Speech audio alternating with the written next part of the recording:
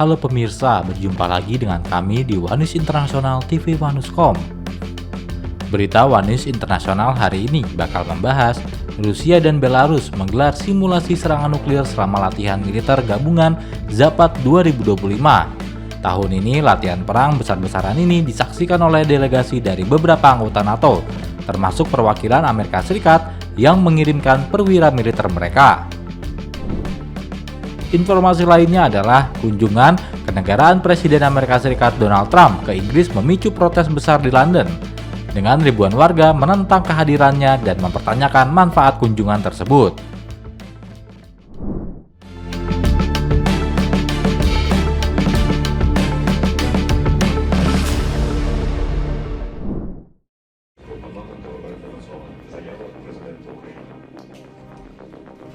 Ми отримали більше 2 мільярдів грошей від наших партнерів спеціально для програми ПРО. Ми отримуємо за жовтень ще додатково.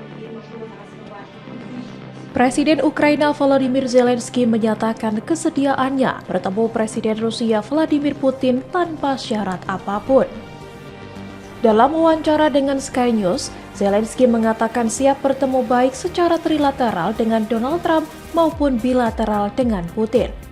Pernyataan ini merespons undangan Putin yang mengajak Zelensky duduk bersama di Moskow usai bertemu Trump di Alaska pada Agustus lalu.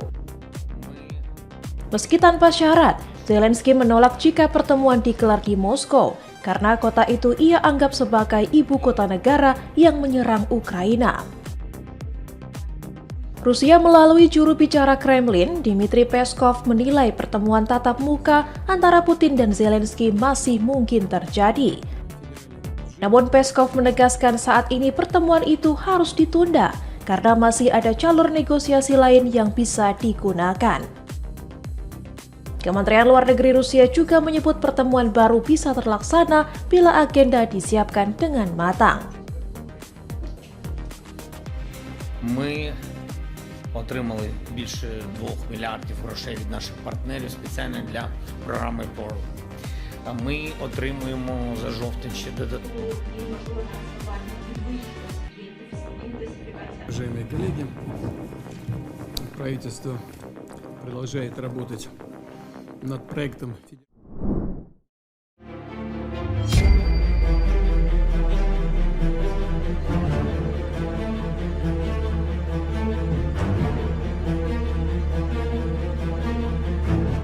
Polandia bersama sekutunya di NATO menggelar latihan militer terbesar tahun ini dengan nama Iron Gate, Rabu 17 September.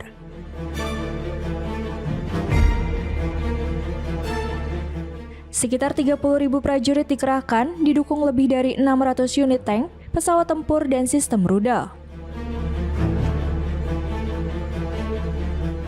Latihan berlangsung di lapangan tembok Orzisz, sekitar 100 km dari Suwalki Gap, wilayah strategis yang berbatasan langsung dengan Kaliningrad, Rusia. Manuver ini digelar sehari setelah Rusia dan Belarusia menutup latihan gabungan Zapad 2025 yang berlangsung 12 hingga 16 September di wilayah perbatasan Polandia.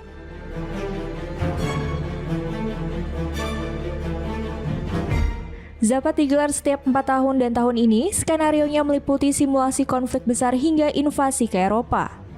Dengan penggunaan kendaraan lapis baja, helikopter, kapal perang, drone, perang elektronik, bahkan simulasi rudal nuklir Orange Snake.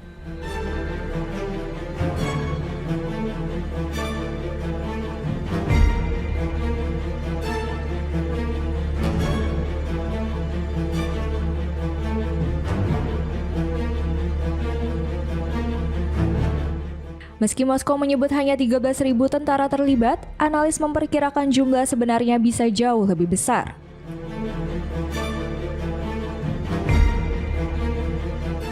Zapad juga memicu kekhawatiran karena memungkinkan pasukan Rusia tetap berada di Belarus untuk waktu lama. Ketegangan makin meningkat setelah dugaan pelanggaran wilayah udara Polandia oleh 19 drone Rusia saat Moskow melancarkan serangan ke Ukraina.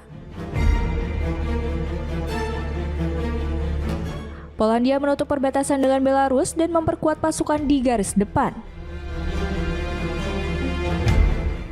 Perdana Menteri Polandia Donald Tusk menilai kondisi ini membuat negaranya berada pada titik paling dekat dengan konflik terbuka sejak Perang Dunia II.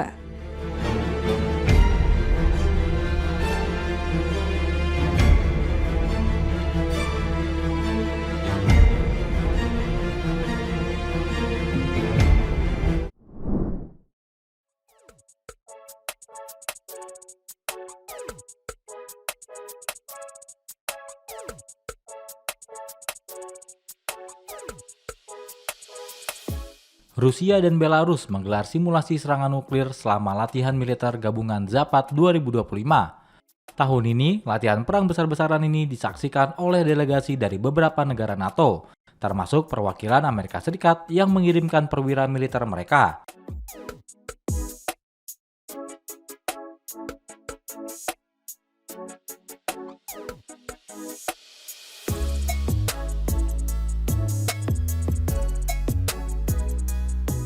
Latihan yang dimulai Jumat dan berakhir Selasa pekan ini bertujuan untuk menguji kemampuan Belarus dan Rusia dalam menangkis serangan musuh dan merebut kembali wilayah yang hilang, menurut Kementerian Pertahanan Belarus.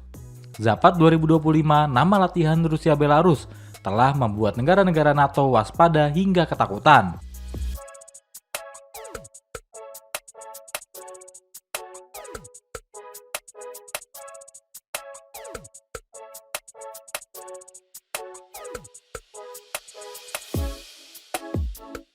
Kewaspadaan negara NATO, terutama di Eropa Timur, makin tinggi atas manuver Rusia. Eropa Timur, tempat Polandia dan negara-negara tetangganya akhirnya melakukan latihan mereka sendiri awal musim panas ini. Jenderal Belarusia Pavel Muravyko mengatakan manuver tersebut mencakup perencanaan dan pemeriksaan potensi penggunaan senjata nuklir non-strategis, serta evaluasi dan penyebaran sistem rudal bergerak Oresnik. Rusia pertama kali memamerkan Oresnik, sebuah rudal balistik hipersonik dalam serangan terhadap Ukraina November lalu.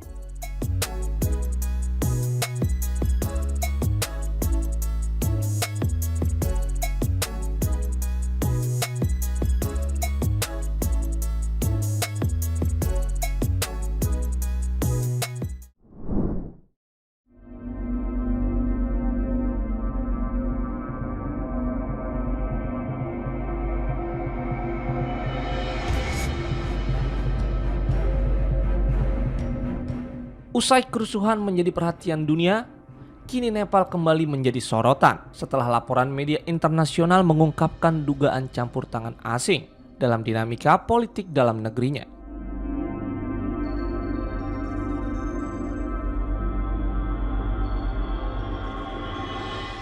Amerika Serikat disebut-sebut sebagai pihak yang berperan besar melalui aliran dana jumbo yang mencapai sekitar 14,7 triliun rupiah yang disalurkan sejak tahun 2020.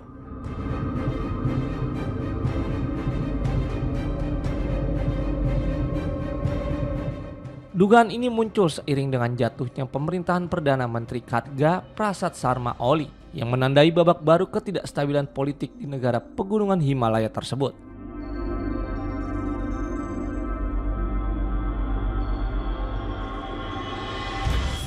Berdasarkan laporan investigatif yang diterbitkan oleh The Sunday Guardian pada 14 September 2025, dana dari pemerintah Amerika Serikat mengalir melalui lembaga bantuan seperti USAID dan Millennium Challenge Corporation atau MCC.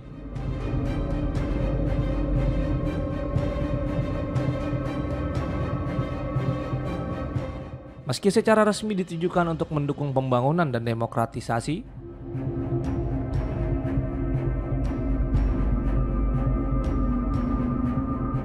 skala bantuan yang besar untuk negara kecil seperti Nepal memicu pertanyaan kritis dari berbagai pihak.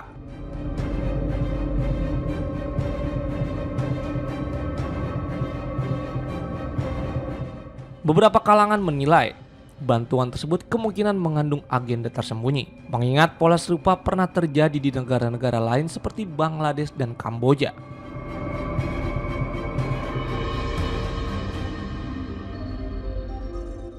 Rincian penggunaan dana menunjukkan bahwa sejumlah program menerima alokasi yang cukup signifikan, termasuk proyek demokrasi, dukungan terhadap media dan masyarakat sipil, serta inisiatif kesehatan remaja.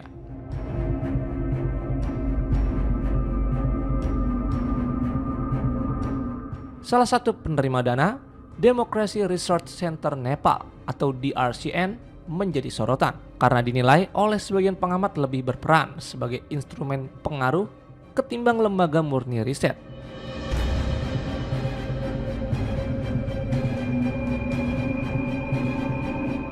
Kecurigaan ini menambah daftar panjang kekhawatiran tentang kemungkinan bahwa sebagian besar gejolak sosial di Nepal tidak sepenuhnya berasal dari gerakan organik masyarakat.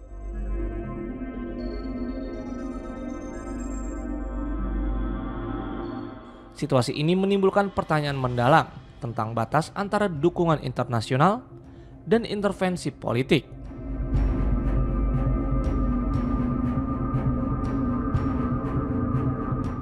Di tengah ketidakpastian yang menyelimuti masa depan demokrasi Nepal, warga negeri itu justru terjebak dalam tarik ulur kepentingan global.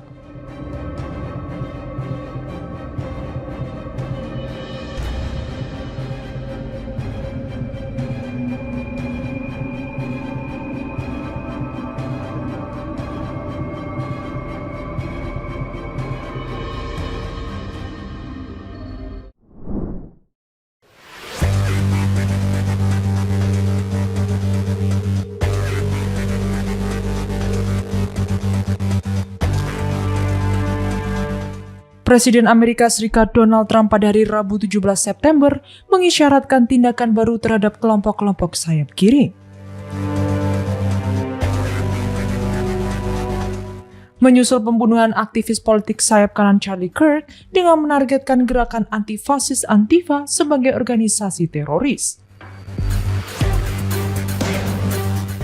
Trump mengatakan di Truth Social bahwa ia menunjuk gerakan tersebut sebagai organisasi teroris.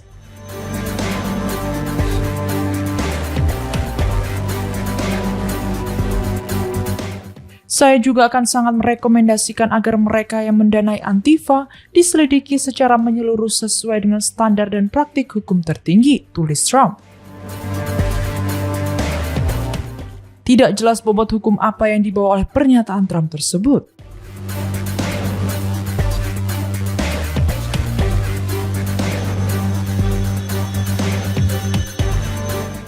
Antifa adalah gerakan ideologis yang terorganisir secara longgar tanpa struktur kepemimpinan atau hierarki yang jelas, kata para ahli.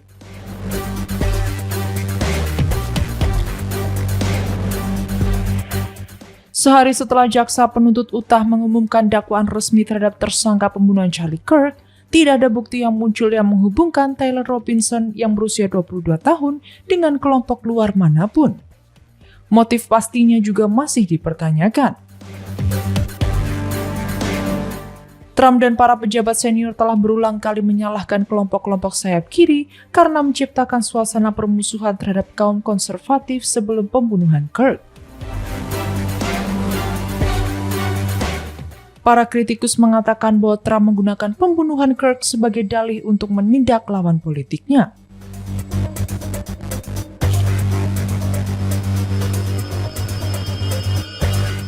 Trump awalnya melontarkan gagasan penunjukan semacam itu untuk Antifa pada tahun 2020 di tengah protes nasional yang diwarnai kekerasan menyusul pembunuhan George Floyd oleh polisi di Minneapolis. Saat itu para ahli hukum mengatakan langkah tersebut tidak memiliki dasar hukum, akan sulit dilaksanakan dan menimbulkan kekhawatiran terkait kebebasan berbicara.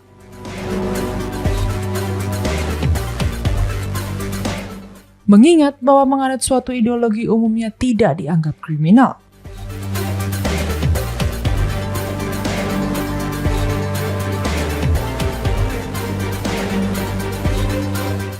Gedung Putih tidak segera menanggapi permintaan informasi lebih lanjut.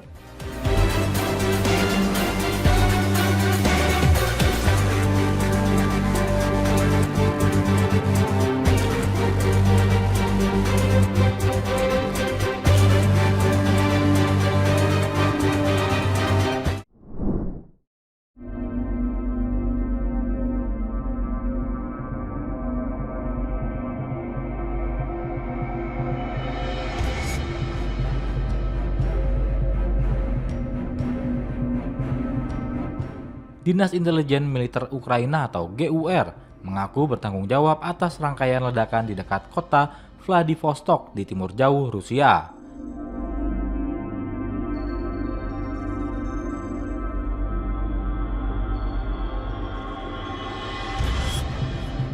Sebelumnya, otoritas setempat menggambarkan insiden itu sebagai ledakan gas.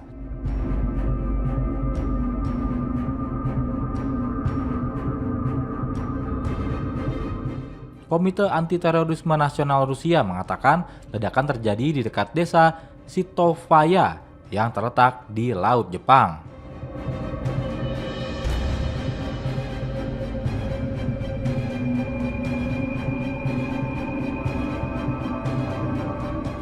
Ledakan merusak kendaraan tetapi tidak menimbulkan korban jiwa. Mereka juga mengatakan peralatan gas menjadi penyebabnya.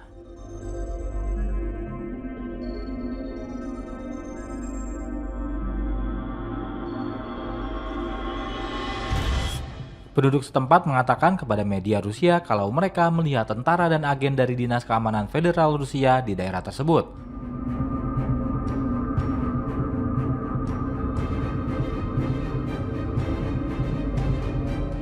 Sebuah sumber di Badan Intelijen GUR Ukraina mengatakan kepada media Ukraina kalau serangan itu menargetkan situs militer Rusia dan dilakukan sebagai balas dendam atas kejahatan perang yang mengakibatkan banyak korban tewas dan luka-luka.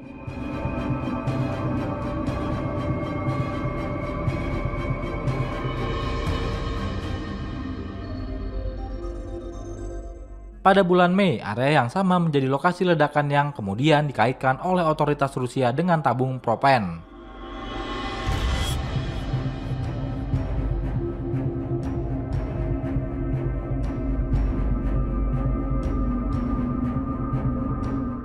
Ukraina menyatakan bahwa unit militer Rusia yang terlibat dalam pengepungan Mariupol dan serangan gagal di Kiev pada tahun 2022 ditempatkan di area tersebut.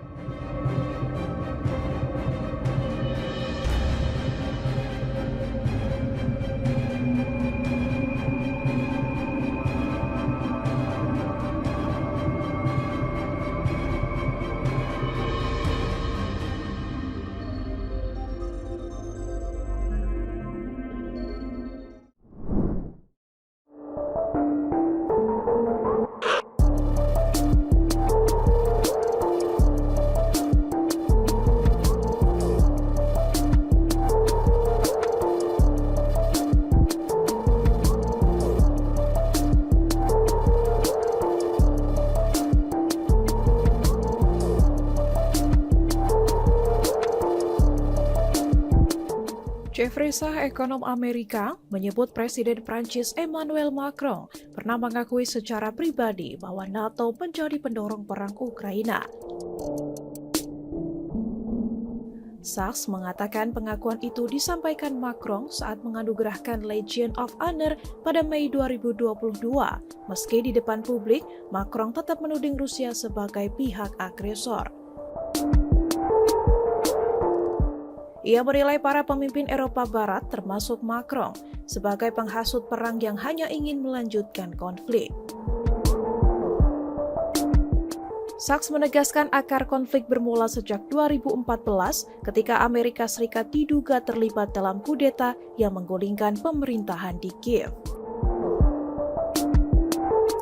Washington kemudian memperkuat militer Ukraina, sementara Rusia menurutnya sempat mengupayakan perdamaian.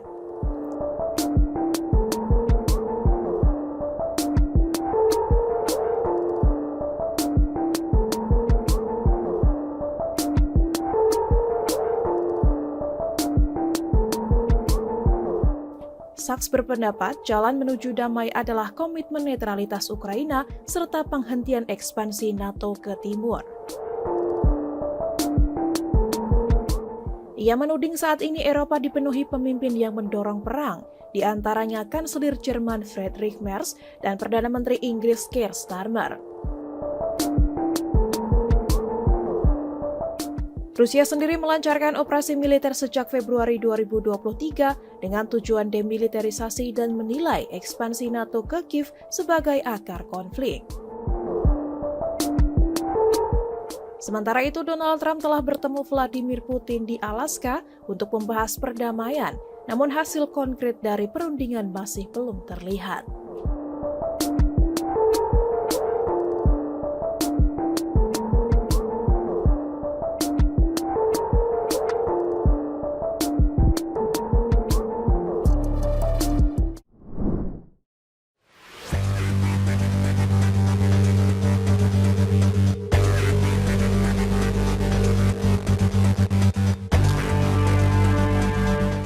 Ribuan orang berkumpul di Parliament Square, London untuk memprotes kunjungan kenegaraan Presiden Amerika Serikat Donald Trump ke Inggris.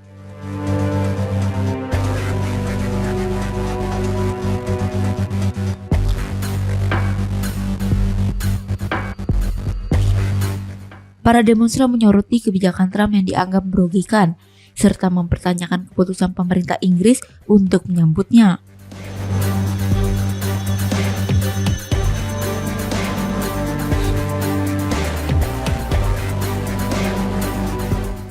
Para demonstran menilai rasisme kini semakin dianggap wajar dan menekankan pentingnya aksi nyata, bukan sekedar mengeluh.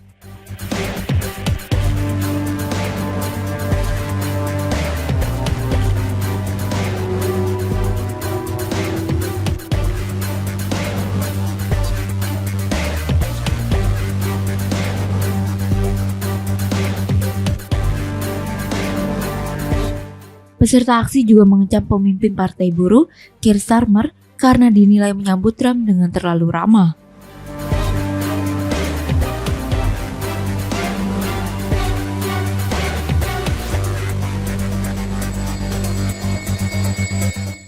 Mereka juga mempertanyakan manfaat kunjungan tersebut, mengingat Inggris telah menghabiskan jutaan pound sterling untuk biaya keamanan Trump.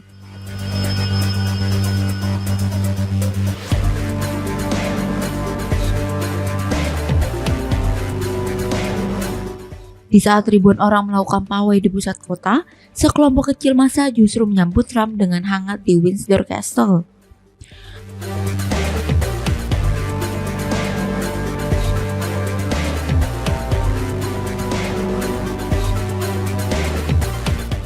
Survei menunjukkan bahwa Trump tidak populer di kalangan masyarakat Inggris, sehingga kehadirannya memicu penolakan besar.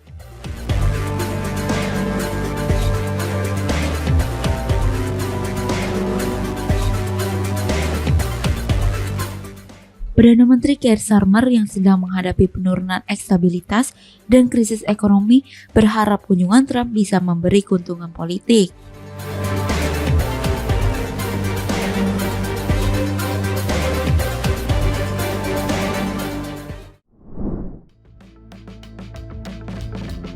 Demikian informasi yang dapat kami sampaikan pemirsa. Terima kasih telah bergabung bersama kami.